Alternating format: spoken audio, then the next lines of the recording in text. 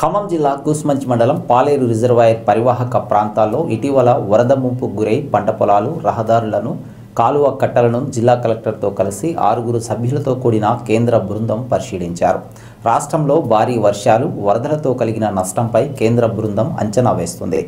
ఈ కార్యక్రమంలో national disaster management authority సలహాదారులు, కేంద్ర హోంశాఖ జాయింట్ సెక్రటరీ కల్నల్ కీర్తి ప్రతాప్ సింగ్ నేతృత్వంలో 6 సభ్యులతో కూడిన కేంద్ర బృందం కల్నల్ కేపీ సింగ్తో పాటు బృందంలో ఆర్థిక శాఖ, వ్యవసాయ శాఖ, రోడ్లు రహదారుల శాఖ, గ్రామీణాభివృద్ధి శాఖ, నేషనల్ రిమోట్ సెన్సింగ్ సెంటర్ విభాగాలకు చెందిన అధికారులు పంటలను పరిశీలించారు.